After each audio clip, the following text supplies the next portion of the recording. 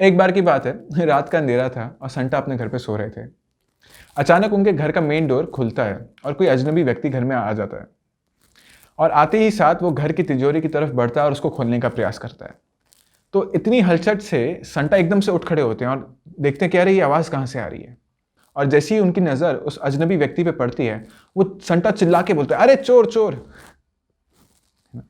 ये सुनकर कि संटा उठ गए हैं और उनके ऊपर इल्ज़ाम लगा रहे हैं चोर का, तो वो जो चोर है एकदम से भागता है ना, और घर के बाहर निकल जाता है। ये देख कर के चोर भाग गया है, संटा भी उसके पीछे भागता है।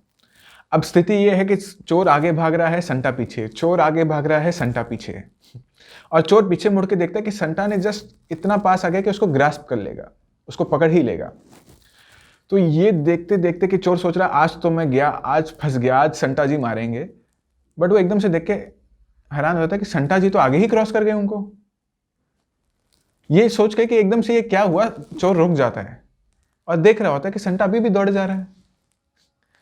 तो संटा पीछे मुड़ के देख के बोलता है चोर को कि एक तो हमारे घर में चोरी, ऊपर हम ही से रेस। तो संटा का ये रिप्लाई सुन के चोर भी हंसता है और आई एम श्योर आप लोग भी हंस रहे होंगे कि ये क्या हाल है, ये क्या बात हुई, है ना। तो आप देखेंगे ये इसलिए हो रहा है क्योंकि संटा जो ओरिजिनल इंटेंट से जब वो चोर के पीछे भागना चालू किया था चोर को पकड़ने के लिए, वो ओरिजिनल इंटेंट पर्पस को भूलकर वो डिटेल में अटक गया। अरे ये चोर मुझसे कैसे तेज दौड़ रहा है, मैं इसको दिखा के रहूँगा कि मैं इससे तेज हूँ। पर आप देखेंगे कि कहीं ना कहीं ये भी हमारी लाइफ में भी ऐसा कुछ ना कुछ होता है ना। हमारी लाइफ में चाहे रिलेशनशिप्स हो, है ना, चाहे मीटिंग हो, या ओवरऑल हम लाइफ के बारे में कभी सोचें, तो हम ये अनुभव करते हैं कि कई बार रिलेशनशिप्स में भी हम बात कुछ और चल रही होती है, मीटिंग्स में डिस्कशंस कुछ और चल रहा होता है, बट एकदम से हम कहीं ऑफ ट्रैक हो जाते हैं, है ना। ऑफ ट्रैक होके हम कहीं छोटी मोटी चीज़ों में अगर हमें कुछ बुरा लग गया या कुछ अच्छा नहीं लगा तो उसी डायरेक्शन में पूरा डिस्कशन का रुख मुड़ जाता है और वहीं पे अब डिस्कशन होने लग जाता है, उसी इशू पे डिस्कशन होने लग जाता है। बाद में हम रियलाइज़ करते हैं कि अरे ये क्या, कहाँ टाइम वेस्ट करें, हमने तो बात किसी इंपॉर्टेंट काम से चालू की थी, है ना। आई एम श्योर आप लोगों ने फील किया होगा कि मीटिंग्स में जब आप ऑफिस में मीटिंग अटेंड करते हैं तो कहीं ना कहीं ऐसे ऐसे लोग मिलते होंगे आपको कि जो एक मीटिंग का जो है हमेशा जो एक डायरेक्शन है वो कहीं और ही ले जाते हैं हमेशा बार बार।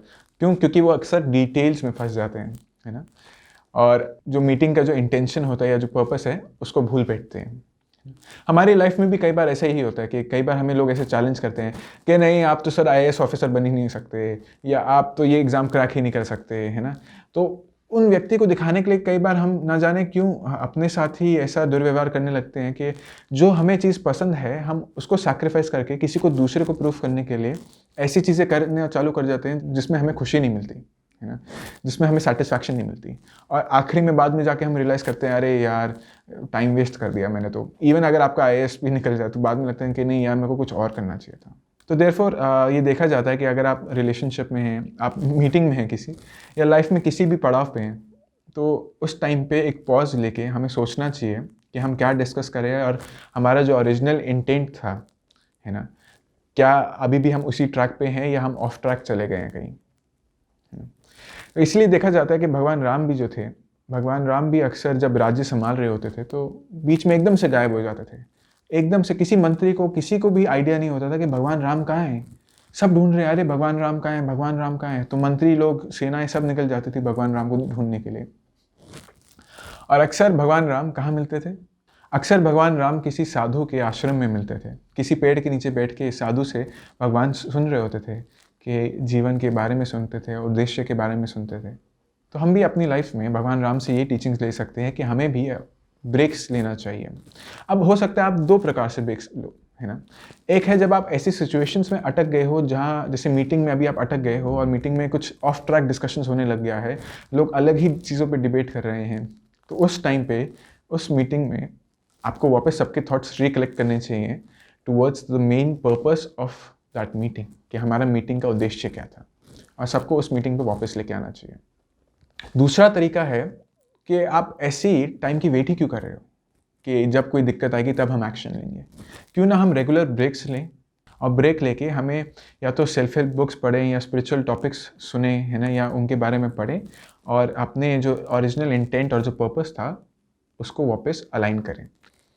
और स्क्रिप्चर्स में भी यही देखा जाता है कि लोगों को जब एडवाइस किया जाता है धाम विजिट करने के लिए, तो डिवोटीज़ भी जब धाम विजिट करते हैं तो वो टूरिस्ट डेस्टिनेशन की तरह एज अ विजिट नहीं करते हैं। ओरिजिनल इंटेंशन यही होता है कि आप जाएं वहाँ पे, और जो वहाँ पे जो स्पिरिचुअलिस्ट हैं, जो साधु हैं, जो स्पिरिचुअलिस्ट हैं, उनसे स्क्रिप्चर्स का पर्सपेक्टिव सीखें लाइफ के बारे में और अपने आप को वापस रीअलाइन करने का प्रयास करें। तो आई होप आप लोग प्लान करेंगे कि इस साल आप कहीं ना कहीं मे बी 3 months में और 6 months में या इन अ ईयर ट्वाइस आप ब्रेक लेंगे और अपनी इंटेंशंस को वापस रिकलेक्ट करेंगे और उस पे वापस रीअलाइन होने का प्रयास करेंगे। और आप लोग चाहें तो इस वीडियो के बाद आप कमेंट कर सकते हैं कि आप अपनी लाइफ में ऐसा कब फील किए थे कि आपको ब्रेक की आवश्यकता है। ऐसा कौन सा सिचुएशन था आपकी लाइफ में जहां आपको लगा कि मुझे ब्रेक की आवश्यकता है, और आपने किस प्रकार से ब्रेक लिया। हरे कृष्ण।